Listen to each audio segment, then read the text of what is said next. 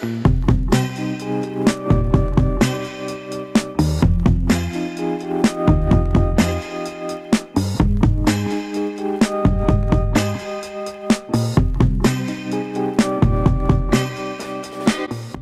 there, coming to you from the bunker. This is episode 22 of Watchtower in Focus, the show that zooms in on all things JW, bringing the governing body and its teachings and policies under microscopic scrutiny.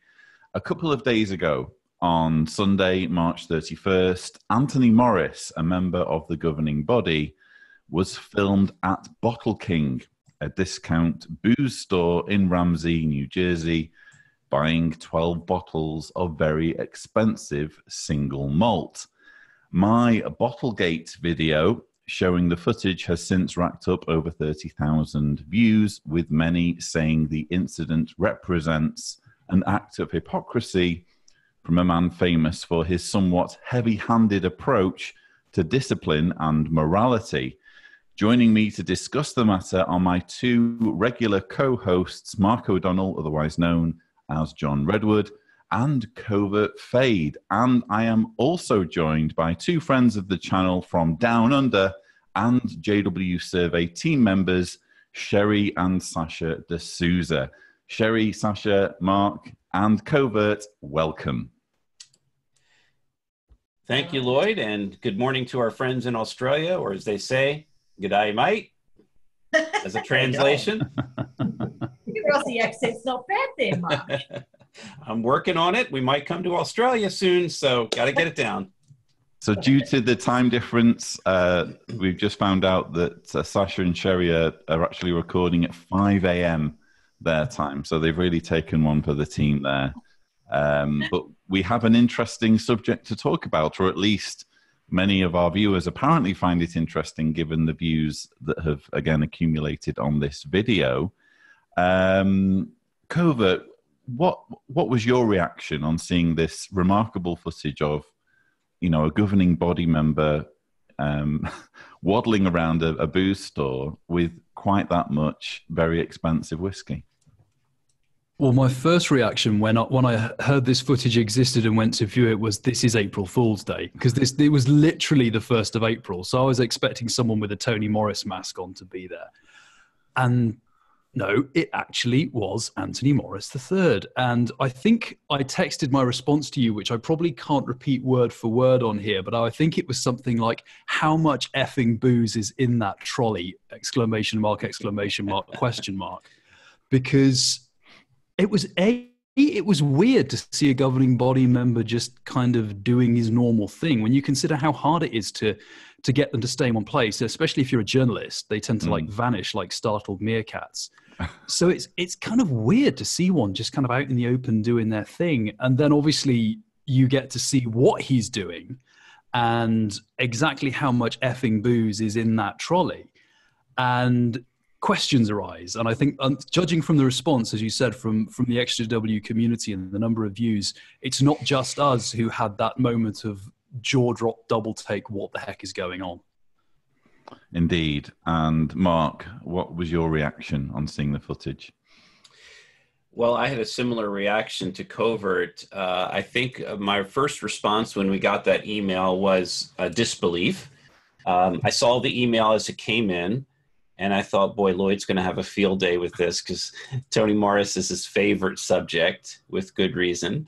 And I thought, you know, that we get thousands of emails at JW Survey, and I thought to myself, well, you know, I'm going to need to see it before I believe it. And sure enough, the files started coming in, the videos, the pictures, and my immediate response on our group chat was, holy SH, and you know the rest. I just couldn't believe it. And look, you know, we're not trying to make a big deal about somebody going out and buying a bottle of liquor, but a dozen or more bottles of expensive bottles of liquor. You know, my immediate reaction was, what was Tony Morris doing by himself on a Sunday morning at 11 a.m. In a pseudo meeting outfit? He was dressed in an open shirt without a tie. as if he had just come from a meeting, but he was wearing some sort of Vans, which are like sneakers with a white border. So they weren't dress shoes. You'd really want him in a hoodie, wouldn't you? Yeah. Yeah, he was dressed in an ascot cap, sort of incognito at a place, 25, 30 minutes away from headquarters. It all seemed very suspicious and controversial, but we'll get into that. But yeah, my initial reaction was, wow, and he's by himself. He's not with his wife. He's by himself. He's buying liquor at a liquor store. And the amount of money spent on liquor is, I think, more than most people spend on liquor in years. In fairly unforgiving weather as well, it must be added. Sacha and Sherrie, what were your thoughts? Well, I think the first thing when I saw the video was disbelief and also pity more than anything. I saw an old man shuffling around the shop in very inclement weather.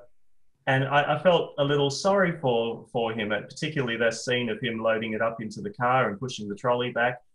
And then also there was a bit of healthy cynicism or skepticism. When I saw that video footage, at first I thought perhaps people are jumping to conclusions. There's no proof that that's his trolley. He could just be buying one single bottle. So we've been taught to be very careful with critical thinking, and I applied that. But of course, the video revealed that it was what it was. It was genuine. And I thought the one thing there's a balance, though. It's not that he was doing anything wrong per se. No. He wasn't. No. There's nothing wrong with purchasing alcohol. But of course, as we know, there are many different sorts of thoughts that come as a result of the quantity purchased and all of those other points that you guys have brought out. Indeed. And Sherrie? I just thought it was bizarre, like COVID. I had the April Fool's Day thing in my head as well. I thought, this is surreal. It was just bizarre. And I as we sat there watching it together, Sacha straight away was like, well, we don't know it's his child, it's not him. Oh, hang on, that is him. It was quite stunning that you see him out there and on a Sunday morning in the rain, and it was just bewilderment at first, and then it's all discussed. It's all then the hypocrisy hits you that yes, there's nothing wrong with buying alcohol and liquor, but you teach something quite different, and yet what you're doing here right now is quite questionable. Yeah. So, yeah.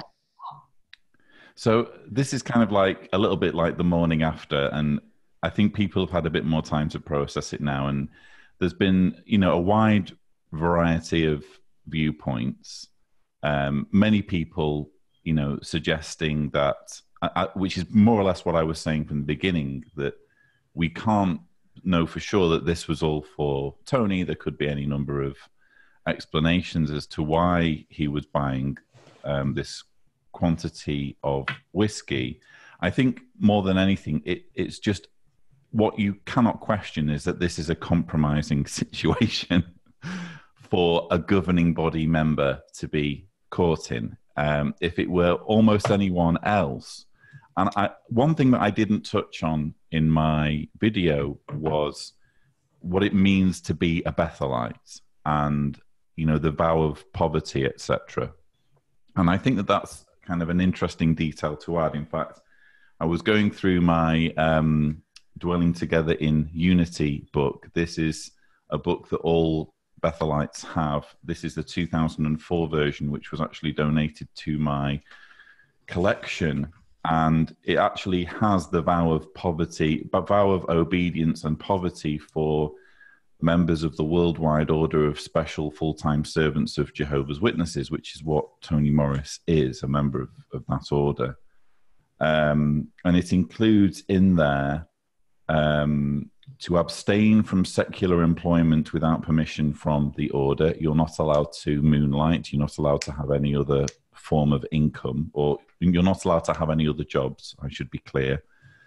And then it says to turn over to the local organization of the order all income received from any secular work or personal efforts in excess of my necessary living expenses. And then it says, unless released from this vow by the order, because a number of people have been saying, well, maybe Tony Morris gets a lot of green handshakes. Well, not maybe. He almost certainly does get a lot of money thrown his way due to his position. So maybe that's what he's spending. Ordinary Bethelites would be required to turn that over, but it's possible that he's been made exempt from that. I guess that's one of the many question marks. But there was also an interesting point, and because we can go to the stuff on alcohol, the stuff on alcohol in here, which I'll maybe go to at another point. But let me read to you from point 90. It says, those who have dedicated themselves to Jehovah should never give anyone a cause to point disapprovingly at Jehovah's organization. They should never act improperly in public or in private. What you do is observed by others, and wrong conduct can cause them to believe that the rest of our family acts the same way. Let your actions be based on the principles of truth and righteousness. Love your neighbor as yourself. If you do this, you will conduct yourself properly toward your brothers and all other people. And that's the point more than anything that I tried to bring out in my video, that here's a man who has almost raced to, along with his colleagues, to get greater prominence, especially in recent years through JW Broadcasting. Before JW Broadcasting, you could argue that it was difficult to identify by face who the different governing body members were. Now they're all up in our faces, so to speak. They've received this fame, this notoriety, and you would think that they would act accordingly. Yeah. If I may add that having spent 5 years in Bethel, that dwelling together in unity manual became part of our very being. We had to know that book inside out. So just to be clear, you were in the Australia branch in, is it Sydney? Yes. Yeah. So for 5 years in Sydney, went in as a 19-year-old. So we were taught very much to abide by the principles of that dwelling book. You talk about extra income. If we did do any extra work to earn income, we had to have those days approved. We had to have it authorized. We were not to have cash in hand jobs or anything like that. So we would have to use a holiday in order to earn money. We needed to pay for expenses. So that was very much drummed into us. And as for alcohol, well, at Bethel, there were very strict rules as to the sort of alcohol you could have there. I don't want to go ahead of you too much, but... No, go on. There'd be laws, principles, directives.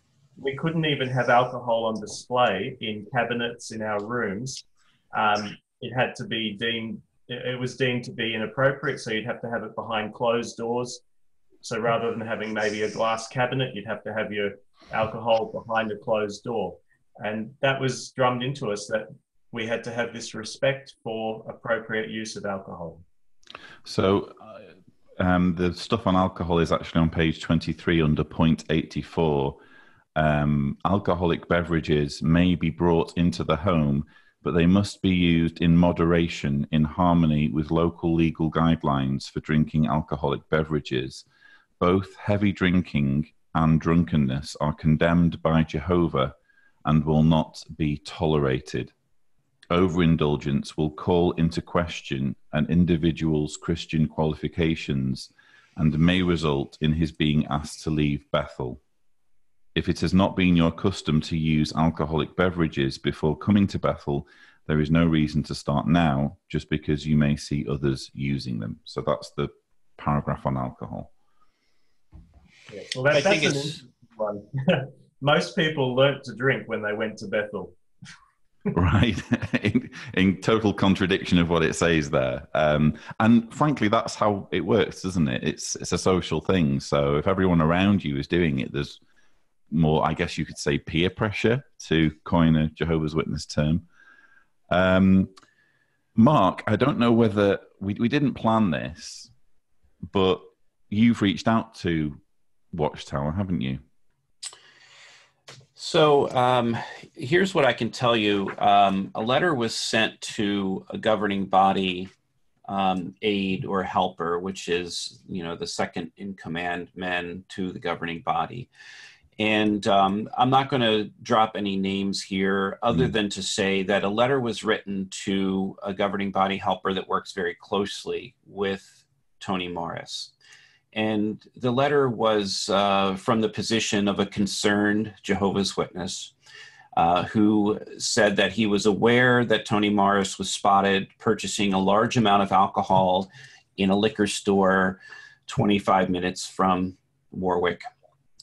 And that the concern was the way that this looked, the appearance of purchasing this large amount of alcohol. And so without getting into a great detail about what that letter said, what I'm going to do is I received a copy of the reply from the governing body helper, and this might help give you an idea of how they respond when this kind of information is. That's what I'm interested in. I'm interested to know what, if they are going to respond to this, what are their excuses, so to speak? And so I'm not going to name this individual here because this individual is very well known as a governing body helper, and we've covered him before. But I'm just going to let the message speak for itself. The message says, "Dear blank, while I appreciate the concern of the brother who, quote, witnessed this, I also have some concerns about the assumptions made. Please keep in mind that there are a number of circumstances that others may not be aware of. For example, using the purchase in connection with visitors, graduates from Gilead, or the branch committee school. Also, over what period of time will this be used? Will these be used, meaning the bottles of alcohol? As far as dedicated funds, some of our brothers had businesses prior to coming to Bethel. I will not get too personal on Brother Morris' circumstances in that regard. Prior to coming to Bethel, he was a CO.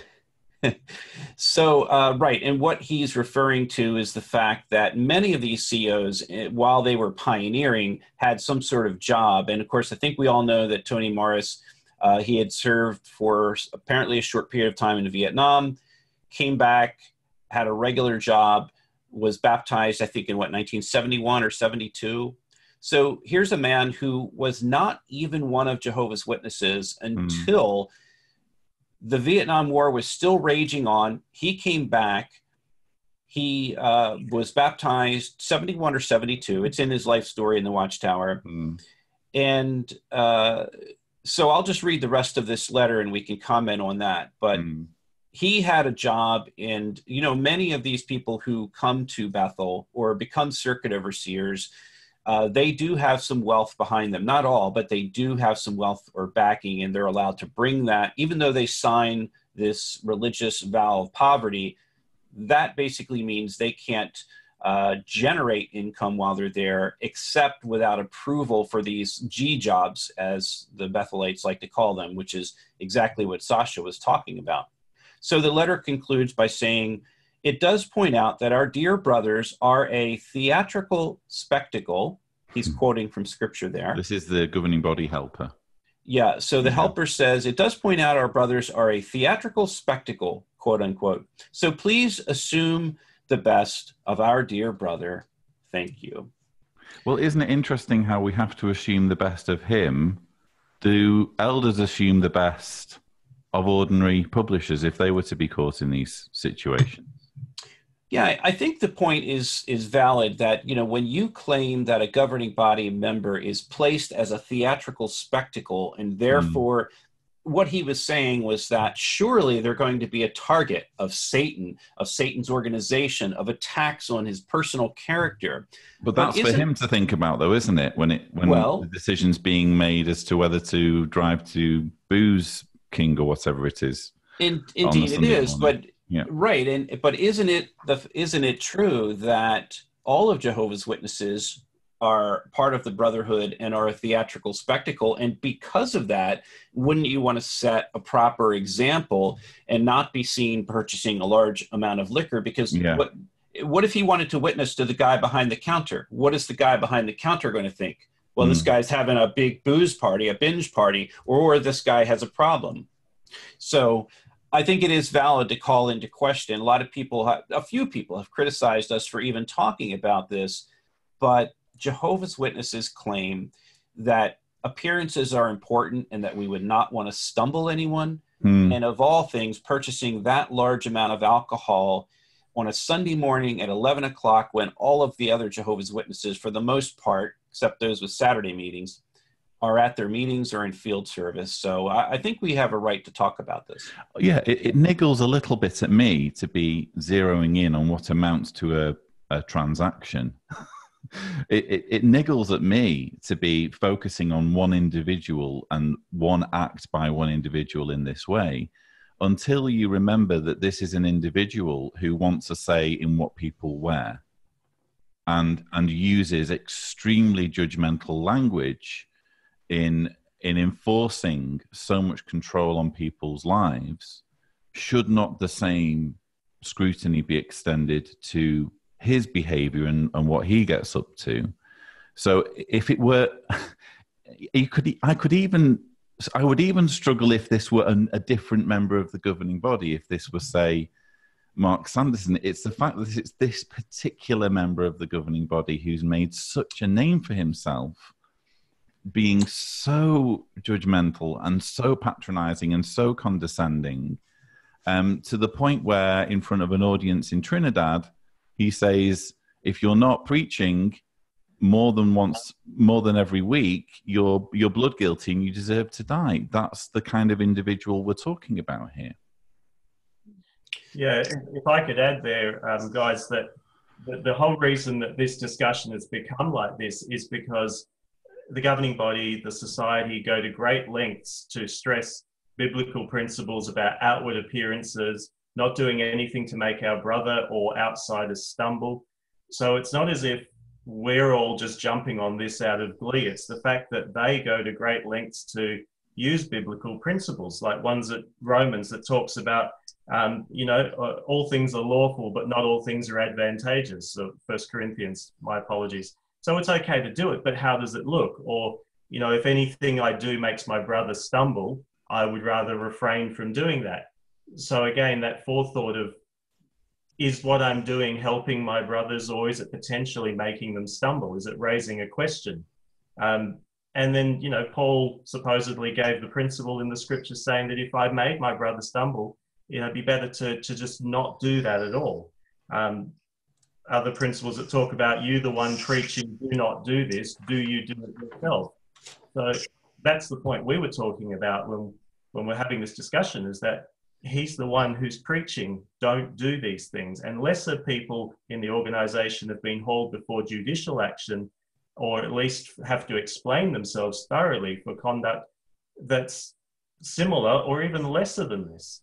Yeah, and there's actually on that theme, there was a great comment on the XJW Reddit. There's actually a fantastic discussion that's been going on the XJW Reddit about this, and someone made a very good point, essentially referring to the Caleb and Sophia videos where Sophia is kind of shown to donate all her ice cream money, and actually Watchtower have done this on a number of occasions, tried to get little kids to donate their ice cream money. And user Gromph pointed out that this guy is a religious leader who is okay with guilting children over their ice cream money whilst feeling no shame in buying top shelf booze for his and her friends. And that kind of, I think, is one of the many points that's being made here. I mean, Tony is getting away with things apparently that other inverted commas lower ranking witnesses would possibly be keel-hauled for. And two, this is a guy who's been pressuring the little kids to give up, 10p, 50p here for an ice cream cone, whilst he apparently has 800 quid to drop on whiskey, but he's not donating that to the society. He's not setting the example for those little children. He's going out and buying, whiskey, and not just any whiskey. He's buying luxury Macallan 12. So that Caleb and Sophia video in the context of this is damning, isn't it? When you are telling children in a cartoon that they need to think about giving their ice cream money to you, how can you then have any excuse whether it's for Tony or whether it's a gift, and I'm going to come to the different various possible scenarios shortly. Where's the justification?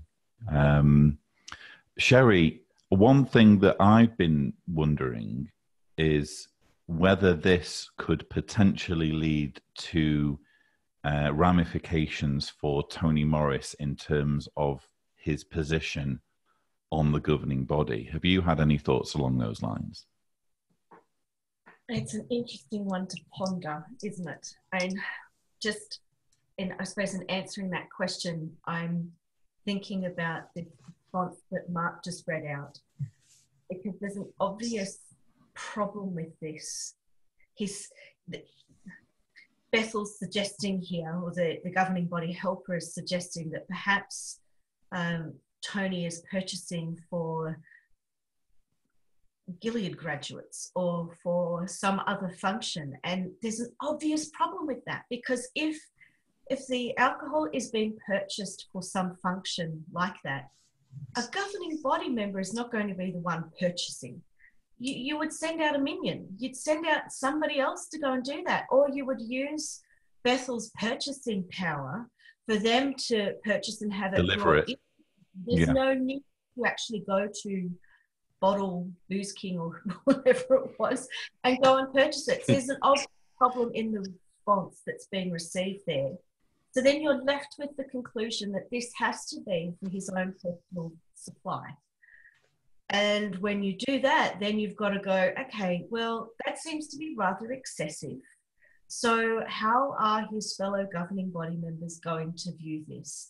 Because if this was Joe Blow in the congregation, you're going to be having a totally different conversation. And the culture that there is in the organisation, if this was another brother or sister in the congregation and you're seeing them make this significant purchase of alcohol and you see it, you know it's going to happen. Someone's going to go and talk to an elder. And then an elder is going to go and talk to you and have a conversation. Well, the same should apply here. That you cannot be a leader and a spokesperson of an organisation that is so anxious to control everything that its members do, think, feel, and not be held accountable by those same standards. I think it's also a little bit of a concern, the fact that the way it looks with this, old man coming into the store in a trench coat, disheveled, his shirt was hanging out, he's wearing sneakers, no tie, and he's very puffy. He looks in poor health. Clearly he admitted to drinking alcohol and said his wife loves this other brand of whiskey. And, I think if I were in his position, I would be a little bit concerned about my own self-image, that I am this leader of one of 8 men who control the lives of 8 million individuals. And here I am purchasing, obviously we don't know if it's from dedicated funds, but he certainly could have taken that $1,000 and put it into the contribution box to help those poor witnesses in Malawi or in Guadeloupe or whatever poor country where they need help. Instead, he's celebrating this, and he clearly drinks himself. I mean, he just looks, I really don't know, but he looks like a man who shouldn't be drinking in excess of alcohol.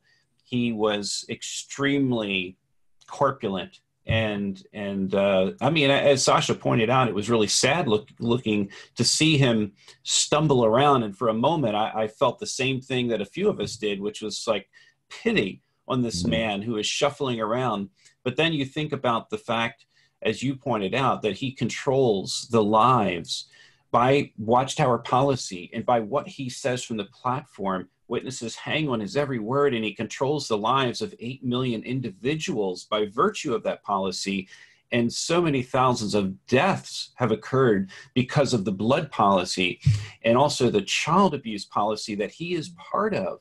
It just boggles my mind that he's out there publicly buying so much alcohol when instead he could just drink in moderation or have a, it's I guess we'll get into this a little bit later, because I have a lot of experiences myself with Bethel and alcohol, and I just find it to be a really, really poor decision to be out in public purchasing that volume of alcohol, you know, on the premise, allegedly on the premise, according to this governing body helper, that it could be for this Gilead or branch committee school graduation. That I believe is true, that is going on right now, and that he may have been purchasing alcohol for that. But as Sacha pointed out, it could have been purchased by someone else.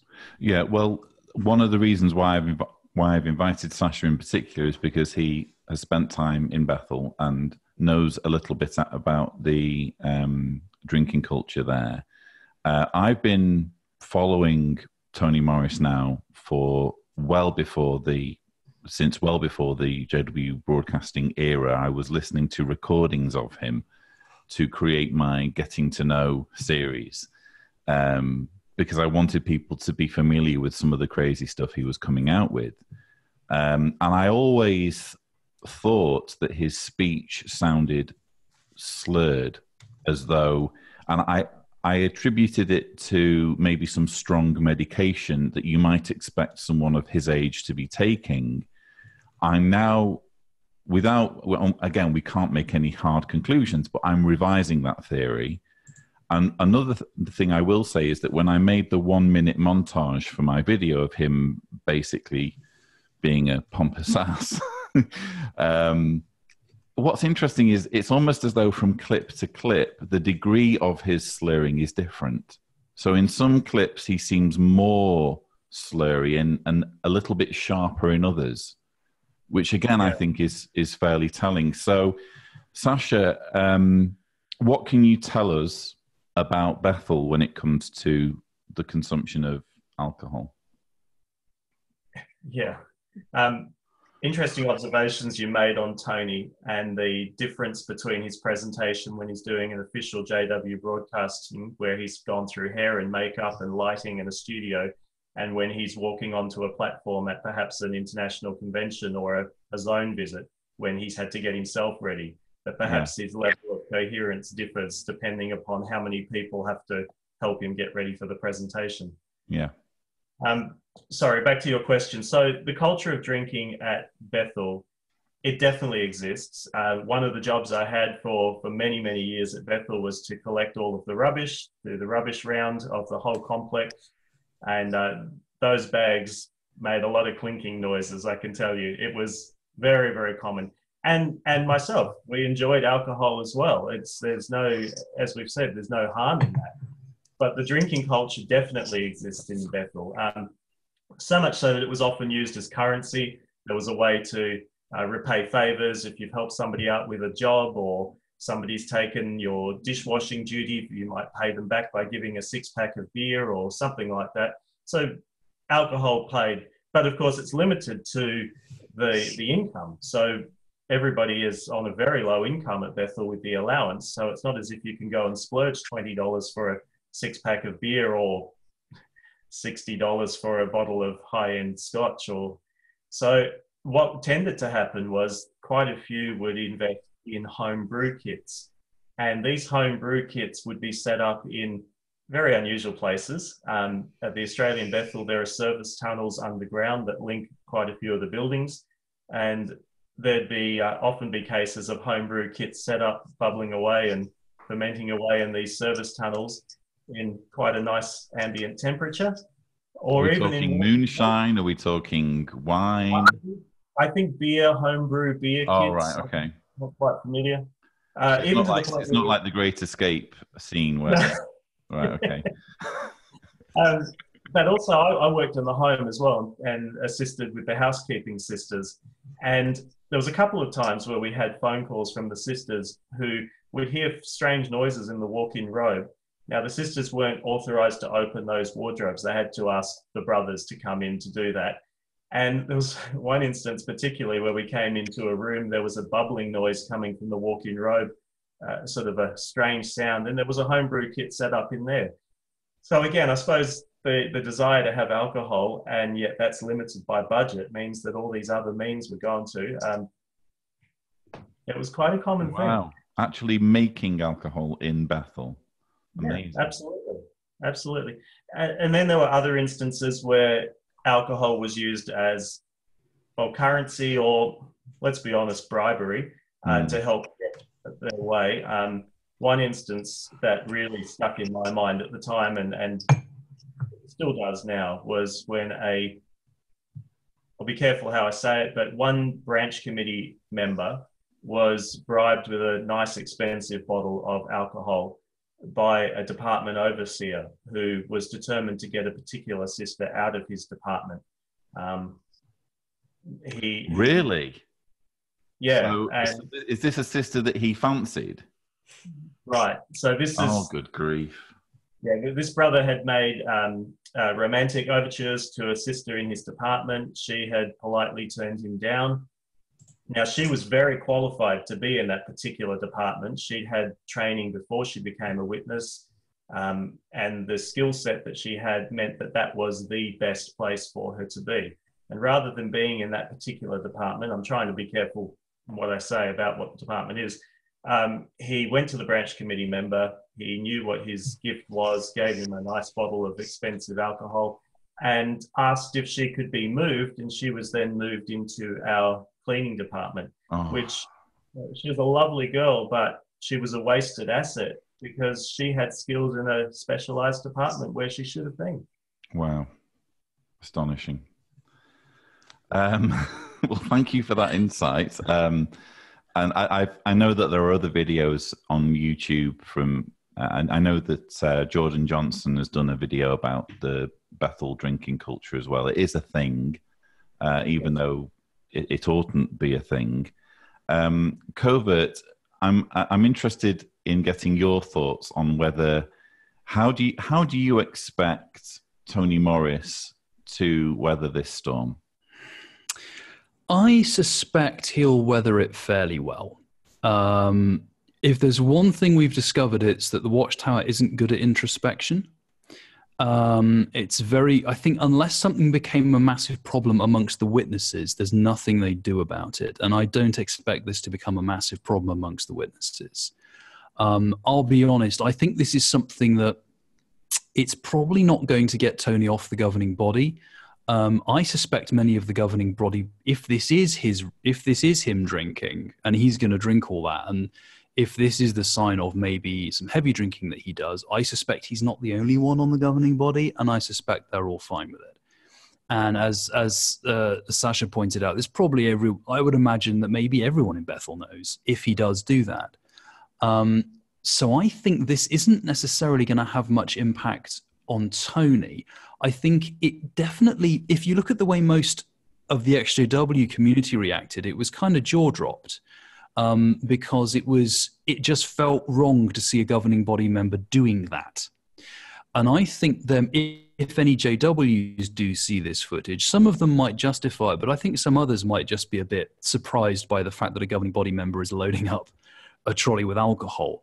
I must admit, I think this is something that I think Tony will be fine. I don't know if his liver's going to be fine. And that's actually something I'd like to comment on if you've got a few minutes. Sure. Because I know there's a range of explanations for what is going on in that video. And there are many plausible explanations, and they range from maybe Tony Morris has a serious alcohol problem, and they range all the way up to the other side of the scale, which is he's not going to touch a single drop of that. He's buying gifts out of his own funds for other people. Now, what I would point out is even at the best end of that scale, for reasons we've already articulated, that still doesn't leave him looking good, because you've got this guy dropping all this cash whilst he's squeezing kids for ice cream money. But you know, it's plausible. It could be that. But also there was a very interesting comment again left on the XJW Reddit. And this jives with something that I've heard from a number of people who've struggled with alcohol, or who've been around people who have struggled with serious alcohol issues. I'm just going to read this. This is from a user called Baker271914.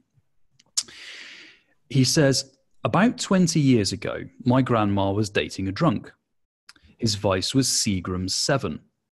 He always bought the jug size and multiple jugs at a time.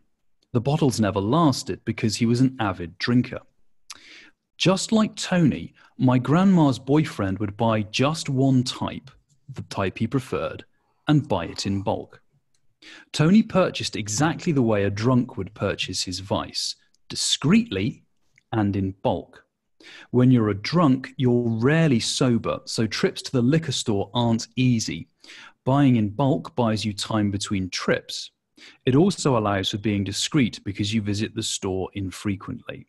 Now that trait, I've heard that from a number of people who've struggled with alcohol. They say it's not like you have a bit of beer one day and a bit of wine the next. You tend to zone in on one drink, and you even within that drink, so it's not just whiskey, you will have a brand that you drink, or you will have a gin that you drink, and that's all you drink. And this way, the way they operated was similar. You buy in bulk, you hide it. One thing they pointed out was Tony was throwing the gift boxes away. Well, that means you've got less to dispose of. You only have to get rid of the bottles. You don't have to get rid of the packaging as well. And I've heard of that people who are trying to cover up an alcohol problem will do something like that, or they'll change the packaging. Now, none of this conclusively proves that Anthony Morris has a drinking problem. I'm not claiming that, and I don't think any of us are. And there are a number of explanations for that video. But if you're going on the theory that he might have a drinking problem, the way he's purchasing and what he's purchasing and the way he deals with the packaging is very consistent with a person who is trying to hide a drinking problem. Now, I'm going to leave it at that. There are other theories we can discuss that, you can also support other theories by what's going on. But I found that a really interesting point that I'm just going to let people decide what they may. I've heard a lot of theories, and I guess you could condense them all down into either the alcohol was for him to be consumed over a short period or over a very long period, or the alcohol was a gift. The gift seems to be the chosen theory for those who are saying, well, this isn't a huge deal. I've heard people saying, oh, the Gilead graduation is, I think, next week or something. So he's buying these bottles as gifts for the Gilead graduates. Well, okay, let's go to the first scenario that it's for him. Even if he was consuming this alcohol over a long period, that is very expensive alcohol, which again, when you are squeezing kids for their ice cream money, how can he justify that that kind of expenditure when we're already talking into he even references Jameson's in the video. My wife likes Jameson's. Jameson's is far cheaper, and in my opinion, not a bad whiskey. This Watchtower in Focus episode is brought to you by Jameson. We've picked up a sponsor. Yeah. And the other theory is that it's a gift for Gilead graduates or for someone else. I'm sorry, but if it's a gift, first of all, Sherrie pointed out, why is he going? If it's for Gilead graduates, send a Bethelite. Secondly, why whiskey? Whiskey is not to everyone's tastes, shall we say.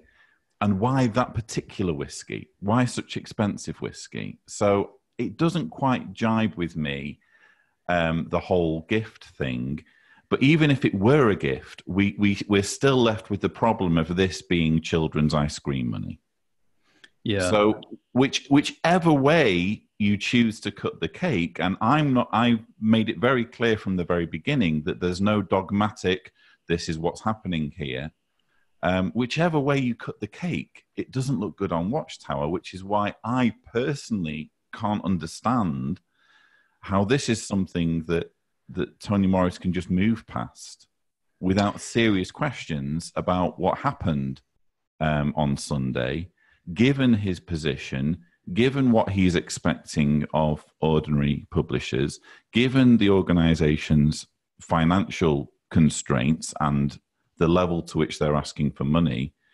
It doesn't look good. And if it could well be that Tony survives this, in a way, in a strange way, I hope he does, because I think he's responsible for lots of people waking up, which I've actually said to him in our phone conversation. I think that his attitude helps wake a lot of people up, that someone like him could make it to the pinnacle of the organization. Yeah. But on the other hand, I I also have this theory that if there's ever going to be reform for Watchtower, then it's probably not going to come from him. So in other words, if there are younger, more progressive governing body members, he's probably holding them back. And if there's ever going to be an opportunity for them to get rid of him, surely this would be it. So that's all I have to say on that. Yeah. Sorry. There's a very good way that could be done if they chose to. One very important thing that we haven't discussed as yet, we've looked at biblical principles and all those things about not doing things to make my brother stumble and so on. But what about the qualifications for an elder or a ministerial servant, as the scriptures point out? A couple of those key ones that has been drummed into all of us is that you need to be free of accusation and irreprehensible. Now, whatever the reasoning behind this purchase is, as we said, even if he's not drinking a drop of it, does it make him free of accusation and irreprehensible? The very fact that there's been so much traction worldwide as a result of this seems to indicate that no, he's not free of accusation and he's not irreprehensible, and that he should have his qualifications reviewed or called into question by fellow elders, because at the end of the day, he is just a fellow elder along with every other elder in the organization, albeit with a supposed hope for a higher ruling. But is he free of accusation and is he irreprehensible? Listening to you guys, I'm thinking and re-envisioning the scene that took place with the purchase of this alcohol and how people react to it. I have one word that stands out in my mind when I see that, and that is indulgent. The indulgence of purchasing that amount of alcohol, regardless of who it's for, the fact that the bottles are extremely expensive. It's not a nice $10 bottle of wine that everyone can enjoy. We're talking, these bottles were $80 to $100 or more. In fact, they were on sale. They're normally well over $100 a piece. And that is indulgent. And I'll just share my brief experience with this growing up, because I could write a book on it. And I think everyone has the same experience. I haven't heard anyone say, no, there are no problems at alcohol at Bethel, at the headquarters in Sydney or in Brooklyn or in Warwick. Everyone has an alcohol story, and we're going to get so many comments from people on this video about their experience with alcohol. But when I was growing up in the 80s, I was traveling back and forth to Brooklyn quite a bit, and I stayed overnight many times. My buddy was a 5-year Bethelite. Then he left and came back to Pioneer and came back to Gilead. So he spent a lot of time at Patterson in Gilead. Then he went off to Africa as a missionary for 14 years. Now he's a circuit overseer there. So what I experienced with all of my Bethel buddies, including this friend, we'll just use his first name, John, they all went to Bethel and they came back telling me stories of, Mark, it's so cool. We have our freedom. We're drinking up here. We love, I've learned how to drink, is what he told me. And all of my other buddies told me the same thing. So when I went up there to visit them, sure enough, all of my buddies had a shelf of alcohol. And every time we went to the top of the Bossert building or the top of the Towers building, every time it was always involving alcohol, and it was always expensive alcohol. In fact, just a few years before I left the organization, my last trip I went to Patterson and then to Brooklyn and stayed a couple of nights in the 90 Sands building, went up on the roof there, and then was invited up with another branch overseer who was in town from Africa. And the first thing they did was they said, we want to go have drinks on top of the Towers. And the Towers is if you've been there, it's a beautiful, beautiful place in Brooklyn that has all of this, it overlooks the East River and the skyline. It's just wonderful. And we had all of these, highly alcoholic drinks. And, I look back to those times and I think, my God, these friends of mine, they were under such intense stress. They were working 6 days a week, right? They had one Saturday off a month back then in the 80s and the 90s. one Saturday off a month. And then the Sunday, they didn't have off because they had to go to meeting and field service to make up for all the work they were doing 6 days a week. And then Monday night, they had Watchtower study. Tuesday night, they had their meeting. Wednesday night, they had to study the Bible and read one or two or three chapters because they had to read the entire Bible in a year when they were first-year Bethelites. And then they had Bethel entrance school for that first year. And then they had their Thursday night book study.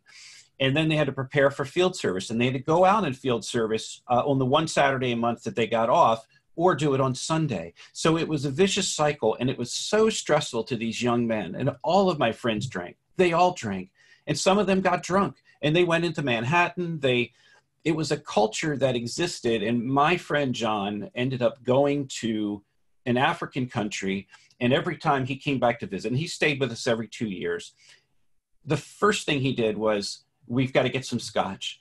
And my wife picked up very quickly on the fact that his favorite scotch was Macallan's. And we treated them very well. We paid all their expenses while they were here. And my wife bought him always 2 bottles of Macallan's scotch, $100 a bottle. We gave them to him. And while he was staying with us, polished off an entire bottle of scotch. And the last time they were with us, they drank so much that they were actually sloshed. And his wife was slurring her words in my backyard as we grilled out. I just thought the culture of alcohol was so prevalent that was the way that they coped with the stress. He was under such intense stress in that environment. And this was that Bethelites are self-medicating. I absolutely think they're self-medicating. I absolutely do. And I thought it was really surprising to me, because when I first started going to Brooklyn, I wasn't of drinking age. I didn't drink at all. My parents might have let me have a sip of wine, but it was always in moderation. But when I discovered that they were drinking so much, it actually shocked me, and it scared me a little bit. And it actually scared me from going to Bethel because, for example, another elder in my congregation, he said to, and he was in Bethel for 6 years, in Wallkill. And so he said to me, Mark, Bethel is no paradise. There's a lot of politics going on there. There's a lot of drinking. There's been homosexuality. There's been fornication. There's been scandal. And the fact that he told me all of the things he experienced, this is an elder. He's been an elder his whole life since his 20s.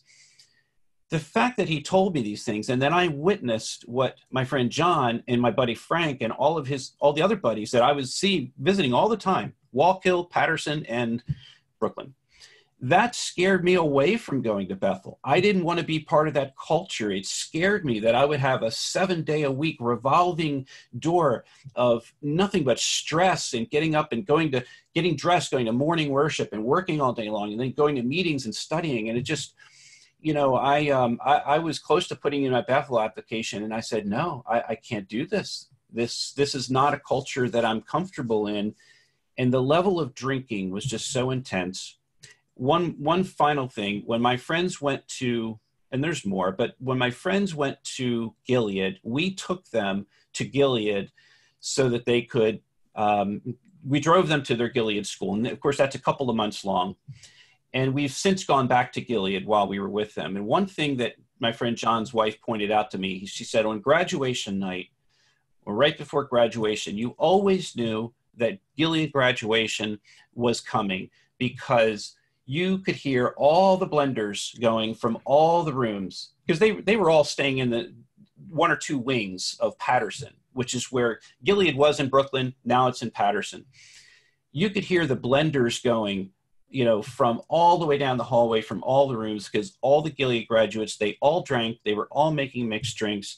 And look, there's nothing wrong with that, but it was a culture of alcohol. And for those who might be stumbled by that, who have problems with alcohol, that's a very serious thing that could stumble someone. And, and I just have to say, what Sacha was saying was correct. He's witnessed it firsthand. And I think we're going to get a lot of comments on this video about that. And of course, it dates all the way back to the Rutherford era for those who want to research that particular angle.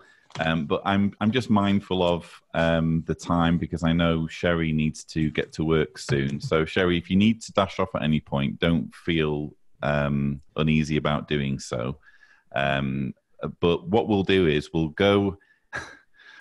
come back to the panel and get our concluding thoughts. But before we do that, I think it's important that I indulge my viewers with one of those rarest of examples of newsreading excellence that can only be provided with the silken tones of a certain Mr. Covert Fade.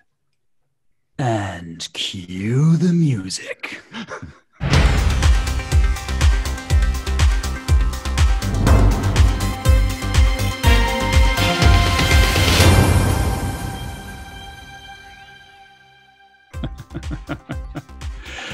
Okay, guys, so welcome back. We've got some news this week, and sometimes we have news which is distressing or sad, but actually this news is mostly really good this week. In fact, there's some that's really encouraging. I'm going to start with something I found I really welcomed. The organization Reclaimed Voices is now international. Brilliant. So I'd like to say on behalf of all of us, a huge hello to Reclaimed Voices Belgium.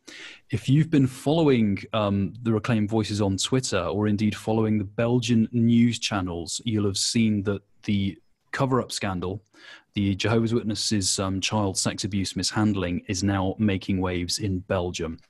To cut a long story short, because I would advise you go to Reclaim Voices on Twitter or on YouTube, or their website. They've got links to English versions of all these articles, but it's made major waves in Belgium.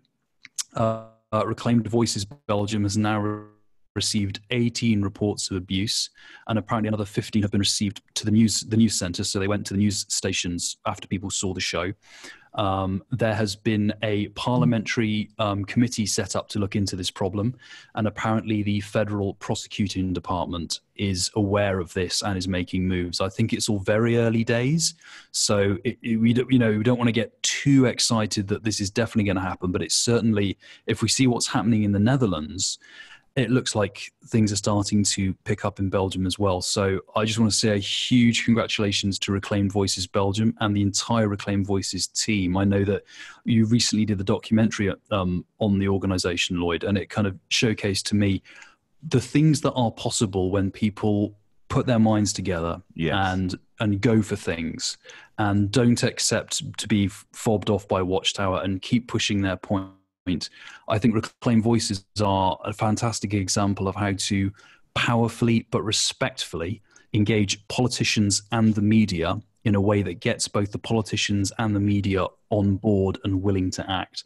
And it's just fantastic to see what's happening. And hopefully we'll get Reclaim Voices in many other countries. I hope so. And like you say, I mean, one thing that you hear a lot doing the work that we do is, oh, why doesn't someone do this? And, oh, why doesn't someone do that? And with Reclaim Voices, they're a group of people who've said, we're going to do this. Yeah. We're going to do that. They've not waited for someone else to do it. They've gone ahead and done it themselves. And just through sheer determinedness, determination is failing me. This is why I read the news and you don't. Yeah. Now we know. They've just gone ahead and they've had fantastic success. So it was a real privilege to do the documentary, and I'm thrilled that they're now, like you say, an international outfit. So there we go. And I expect we'll be doing much more news on developments in Belgium as well. Moving on to the next item. Again, this is relating to JW activism in a very different way. We've been covering a lot of the subpoenas that Watchtower has been issuing, they initially look like Watchtower is complaining about copyright violation, but if you dig into what they're looking for, they want the names of the people who have put things on the internet, because they're trying to hunt down leakers or harass people or harass their online critics by getting hold of their identity. And as we all know, what happens, especially if you're faded, or if you're physically and mentally out and you're a critic, if Watchtower finds out who you are, they take your family away. Well, there's a bit of good news, because one of the people Watchtower have gone after is Reddit, specifically a Reddit user named, and forgive me if I mispronounce the name, Dark Spliver, I think.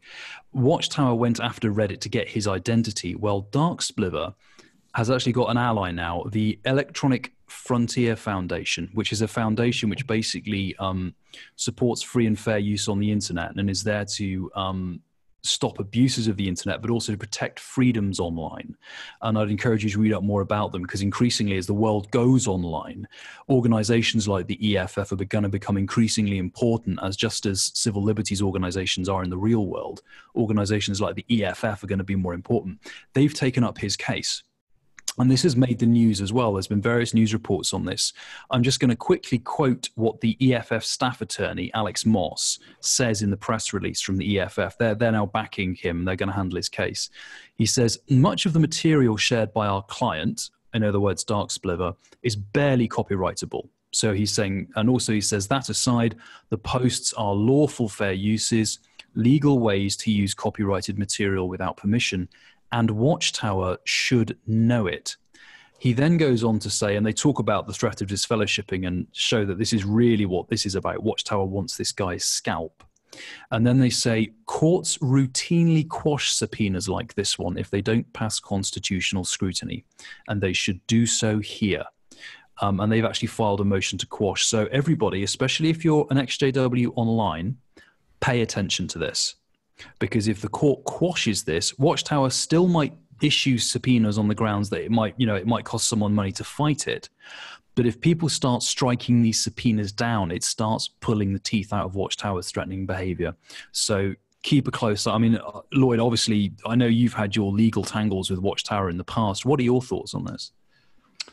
I'm glad that the EFF have come to the rescue, and arguably it would have been nice if they could have done that earlier. I know that Mark's reached out to them in the past, but better late than never. And I think that this is precisely the sort of situation that they are set up to deal with. So I definitely applaud that. And if just to give people a little bit more reassurance, because this is a very vindictive behavior by Watchtower. They're not just looking at stamping out criticism. They're not just looking at making it harder for people to access their more embarrassing content. They are looking at pursuing people vindictively to punish them and separate them from their families. So the more help, the better. And I haven't heard anything else from Watchtower since the cease and desist I received a year ago, but I will certainly be reaching out to the EFF if I hear from Watchtower again. Cool. So watch this space, guys. And the last piece of news I'm going to quickly cover before we, I think Mark has one thing he'd like to mention related, which I think might be of interest to viewers. But just quickly, if you are in the Bishop Arts Theatre Centre, anywhere in the, I haven't got the address now. I'm so well prepared. Basically, there's a play featuring JW themes taking place at the Bishop's Art Theatre Centre, which is at... And I've forgotten where the address is. I'm a genius. I'm on their website. Is it in the UK? Yes, it's in the UK. Google Theatre Jones. No, sorry, it's in North Texas. It's in North Texas. Google Theatre Jones, North Texas. And there is taking place a play called Poozy. It's Keanu Rivers' first play, not Keanu Reeves. That would be awesome.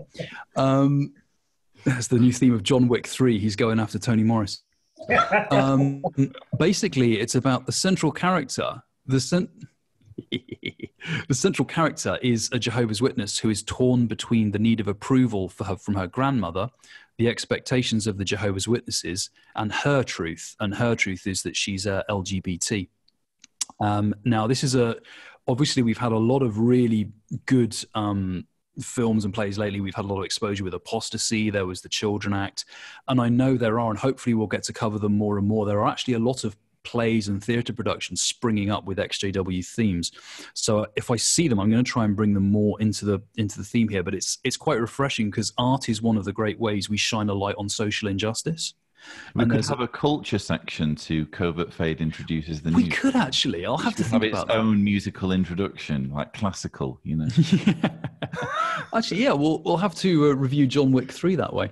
And some stock footage of you in an armchair with a pipe or something. Yeah. Yeah, just like lounging with a smoking jacket. I like that. We'll have to do that. But yeah, no, I'll try and So I'll try and bring more XJW culture related items, but I'd also like to just hang over quickly to Mark, because I know there's another news update that you'd like to share with the viewers. I'll try to keep this quick, Covert. So you mentioned the EFF, and just to follow up on that, so yes, I did contact them months ago, and the fact was that they didn't realize how aggressive Watchtower was going after these individual Redditors and YouTubers at the time. They didn't understand the full scope. So now we have, I've written 2 articles on JW Survey about that. We know that there are at least 50 cases where Watchtower has gone after and issued the DMCA subpoena, which means they can identify those individuals. And so now the EFF gets it, and now they've selected this Reddit case. You know, they're both in California, so that helps. And they're fighting back. So what they've done is they've issued a motion to quash. Those documents are available on the Electronic Frontier Foundation site. They actually have an article about the Jehovah's Witness case. So you can read those court documents online. And if you want to read all the other 50 cases, you can go to Avoid JW, has links to all of the court documents there that have all been purchased and downloaded and placed on that site. So if you want to read it, they're all documents from the Southern District of New York and the California court system. So they filed a motion to quash. More on that soon. We'll probably have an update. And by the way, 2 more subpoenas were issued last week to get 2 more individual, either YouTubers or Google drivers. So Watchtower's not giving up in this endeavor. But more on that later. There's some big news in the JW versus Watchtower case. So this is a child abuse case that's been going on for years, in tandem with the Padron and the Lopez case in California. So Watchtower appealed that in the Appellate Court of California, and that appeal has been going on for quite a long time now, and it's gone through multiple variations during that appeal process, including a public, what's it called, an oral argument that took place in the fall of 2018. I have a copy of the oral argument here, which I'll be publishing soon. So that's where they go before a judge, and you can listen to Watchtower's argument, and you can listen to the plaintiff's argument. So here's what happened was the judges decided that this oral argument was to be a matter of record, and they've introduced it as a permanent record. I forget what they call it now, but they've introduced it as a permanent record so that other cases can reference the oral argument. And why a motion that objected as a matter of law, and the court shot that down. But the bigger thing that happened was that just within the past week, the case has been closed. What that means is that this case in which Watchtower was penalized over $4 million for their failure to protect a child abuse victim, case closed. But your next question is going to be, has Watchtower written a check? The answer is no. And the question is why? Because the case is closed. They've lost the case. Their appeals have completely run out. The answer is that Watchtower intends to, and I believe has just filed in the United States Supreme Court. Watchtower's argument appears to be, and we haven't seen the documentation because this is brand new, but their argument has been and appears to be that elders or Watchtower does not have jurisdiction over the hiring practices that it uses to control their elders. I'm saying that very awkwardly, and I will produce an article that's not so awkward. But the idea is that Watchtower is taking this to the Supreme Court because they feel that their constitutional rights are being violated, and they believe if they can get the Supreme Court to rule against this JW versus Watchtower case, the plaintiffs, that would in effect wipe out all of the other pending cases against Watchtower, because they're claiming that their elders essentially work independently and should not be held accountable. I'm oversimplifying it, I know, so I'm going to be giving everybody a lot more information. But here's an item to note, and this applies to Montana as well. This case, Watchtower lost it a couple of years ago, and it's been under appeal. But that means when they lose it and they appeal it, they have to post a bond. So what most people don't realize is that Watchtower has already posted a bond for the $4 million they owe, which means they have to go to an insurance company and they have to pay a large amount of interest on that bond, and that's coming out of donated funds. And so not only have they been paying that bond for several years now on the $2 million, so that means they're not just going to be paying $4 million in the end, they're going to be paying a lot more than $4 million. The same is true of Montana. So for those who don't know this yet, the Montana case was also finalized a couple of months ago in January. The judge in that case ruled that everything was done properly. This is in the lower courts of Montana. Oh, so Watchtower did appeal it, did they? And now it's all done and dusted. So it's not done and dusted yet, because what has happened is that the judge upheld the trial in Montana, which was September of 2018. So basically they couldn't get anything thrown out on the basis of the lawyers did something inappropriate, therefore they need to retry the case. So the judge has upheld that, even though Watchtower is still appealing it. So what you need to know is that the appellate court in Montana also happens to be the Supreme Court of Montana. So the appeal is in the Supreme Court of Montana as we speak. So while they are appealing it, Watchtower has had to post a $40 million bond payable to Travelers Insurance because they lost the case. When you lose, you have to pay the bond. If you remember from the Conti case, the Watchtower attempted to put Patterson up as collateral so that they could avoid. Yeah, but instead the judge said no, and they said you have to pay this, and it ended up costing them $80,000 to $90,000 per year in interest on the bond.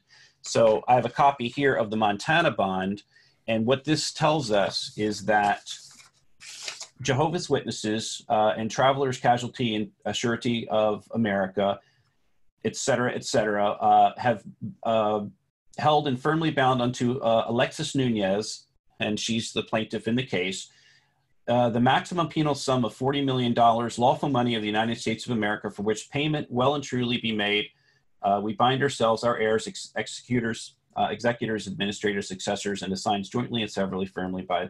It goes on to say, more legal talk.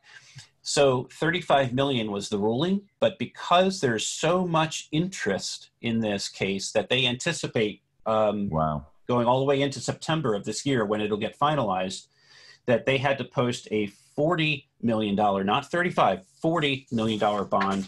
And by the way, signed by none other than Gary Breaux. Wow.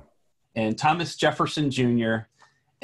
and Don Herberger, the presiding overseer of the congregation. So I don't think we have to tell our viewers who those men are. No. So it looks like Tony might have to switch to Jameson's. He might. But before we go to our final thoughts, Mark, I just want to congratulate you for the Atlantic article. We've not mentioned it on Watchtower in Focus yet. So that went out on the 22nd of March. Phenomenal piece of writing by Douglas. I'm not going to try and pronounce his surname. Quenqua. Sorry? Quenqua. I thoroughly enjoyed reading it. It was just beautifully written, and it was, of course, researched over the course of, I think, a year, and it shows. So, how's it feel having your story go out in that article? Yeah, thank you for saying that, Lloyd. And a journalist called me today and said some really nice things. He said that he didn't realize the extent of my story and my wife's story in particular. And to be honest, I didn't really know this was going to be about us, about my wife and my wife Kimmy and I, because she's an abuse survivor, and she had the elders, shut her down when she needed help and leave the matter in Jehovah's hands. So what my goal was with the article was to help the journalist with as much factual information as possible. And it was his choice, and ultimately the editors of The Atlantic, and there were dozens of people involved, the editors of The Atlantic chose to make this about our story, pivoting around the child abuse documents that were leaked out of, or as they used the word, stolen out of a congregation, out of multiple congregations in the northeastern United States. And, I'd like to address that very briefly because everyone's been so supportive. The fact that I've been able to cover some of those leaks. Trey Bundy's covered it, so many other journalists. And finally, Doug Quenqua, who is a journalist that writes for the Times and the Atlantic, decided that this was an important story. He came to me the night before and said, Mark, I've done a lot of journalism over a lot of years. And he said, this is by far the most important story that I've done in my career. And that really made me feel good, because I feel like, this is one of the premier publications. Their fact-checking process was so intense. I spent hours and hours, 4 hours one day with the fact checker, my wife 3 hours. They called Angus Stewart to back up the whole story about the subpoena of Jeffrey Jackson. They contacted him to verify that. They contacted the person who leaked the documents. Even I got an email fact-checking. Yeah. Oh, and you were terrific. Yeah, because you had to substantiate a number of claims in the article, including the one where, you and I started working together. And I'm just thankful to everyone, and just 2 days after that article, one of the victims, the survivors who mentioned in that story, who I've never spoken to before, and her name was mentioned in these stolen documents, she contacted me and said, thank you so much. The journalist Doug was fantastic. He treated me well. He was kind and considerate. He observed my wishes, and she thanked me profusely. And all I can say is every survivor of abuse has said the same thing to me. So while I don't condone, illegal activity or the theft of documents, I do know that we're going to do the right thing with them. And I'm so proud of the Atlantic. I never expected them to send a professional photographer from DC to spend 2 days with us taking pictures, and fact checkers and all of these people that I had no idea how deep their journalism was. So, thank you, Lloyd, for helping with that. And, I really want to pattern our journalism and our reporting after what they've done, and there's going to be mistakes. There were a couple of very minor errors in the Atlantic article that were just no fault of anyone's. Just there were some things that happened, very minor. And, that happens in any 6,000 to 8,000 word document. But, thank you very much. No, well done. Thanks goes to you for opening up that way and for the work that you're doing, and we really benefit from it here on Watchtower in Focus. That's for sure. An amazing article. It was amazing. Thanks, guys. And by the way, elders came to my door the very next morning. Oh, so you actually told us that. Yeah, I didn't know whether you wanted to mention that, but right. Look, we don't know their motivations other than it happens all the time. They're chasing down so many people right now, and they're only hurting themselves because they're, our goal is to talk about child abuse, expose it, shine light on it, create transparency. And I think that, if there was a God or there was a Jesus, then they would want to shed light on harming children. And that's what we're trying to do. Indeed. Now, I'm mindful of the time and also the fact that Sherrie needs to get to work. So let's start with Sherrie before she disappears out of the door. What are your summary comments on what we've discussed today related to alcohol and Anthony Morris? Yeah, it's all rather stunning, and I suppose to any witnesses that stumble across this,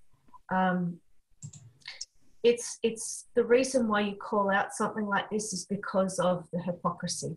It really is quite hypocritical what's happening here. You cannot expect this unattainable standard that is enforced on 8 million people and then be engaged in something that looks compromising and questionable. We have to call that out.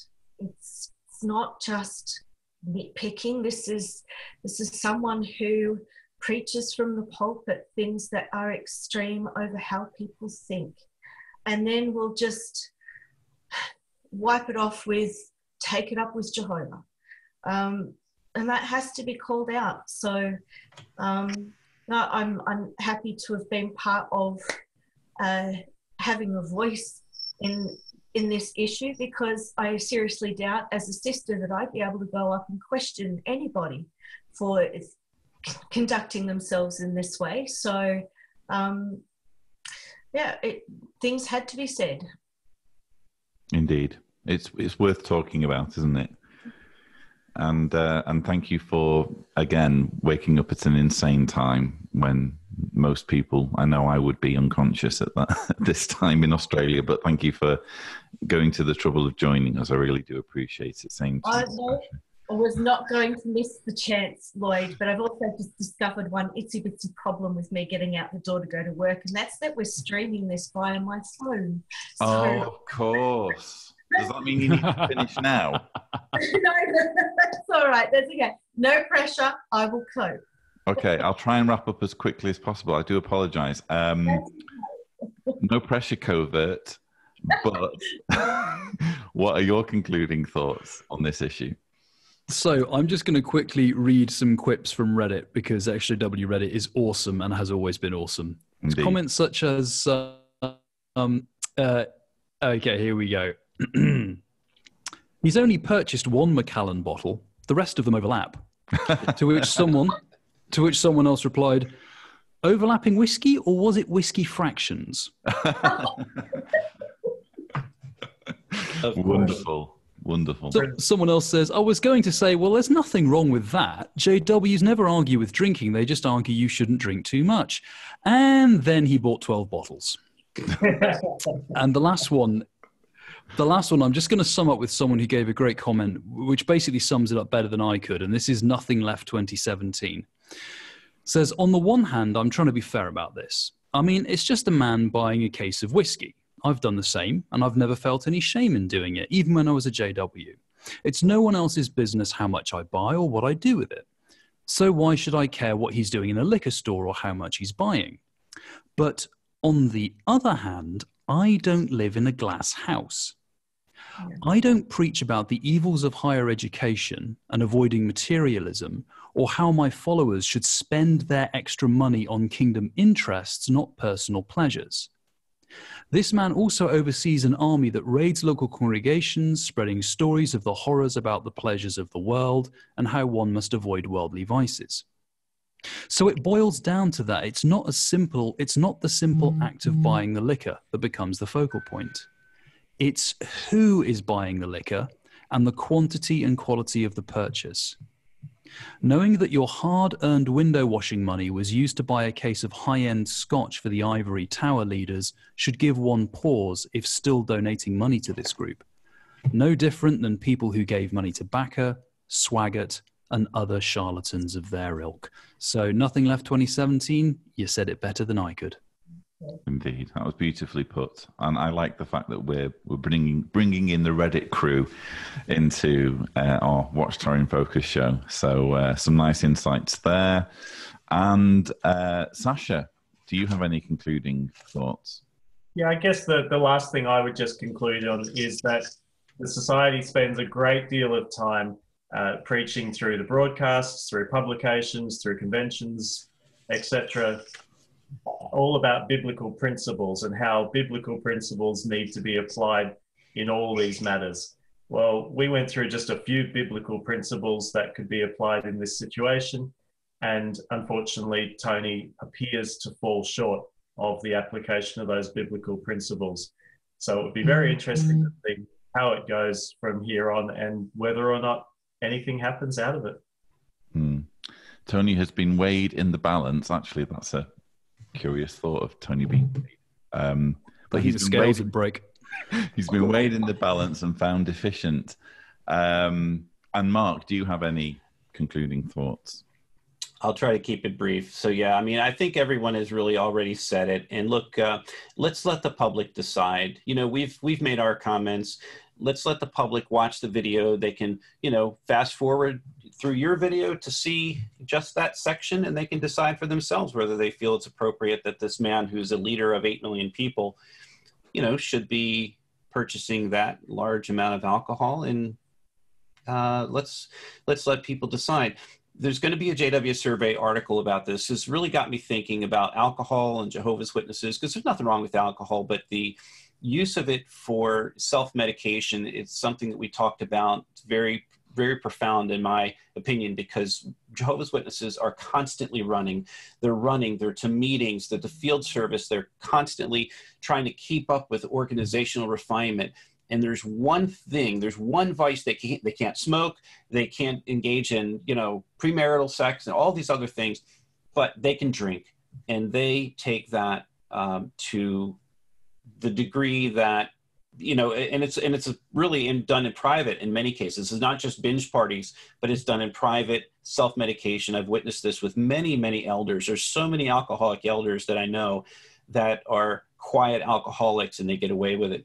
There's a culture that started from the very early days of Brooklyn Bethel all the way up until now, where the ability to drink alcohol. In fact, the lead attorney for Watchtower for all of those Supreme Court cases during World War II was Hayden Covington, and he was so renowned as a drunk that ultimately I think in the 1970s, they actually disfellowshipped him for drunkenness. He was disfellowshipped for drunkenness, yeah. He was the lead attorney for Watchtower. And then he was reinstated just before he died, which is why he's spoken of favorably in the publications. Yeah, they owe a lot to him as far as their legal cases. But, thanks to everybody who's going to comment on this video, and just going to let people decide for themselves what they think about this whole Toni Morris and alcohol situation. Indeed. Viewers, let us know in the comments what your thoughts are now that we've put everything out there for you to think about. But it leaves me to thank all of our panelists for their insights and their excellent comments. Thank you to all of you, particularly to Sacha and Sherrie, who must now dash out of the door to begin their day at work. But no, thanks so much to all of you for joining me. Thank you, Lloyd. Cheers, guys. And viewers, I do hope you have enjoyed this episode of Watchtower in Focus. Don't forget to subscribe to the John Caesars channel for more episodes. But for now, as always, thank you so much for watching.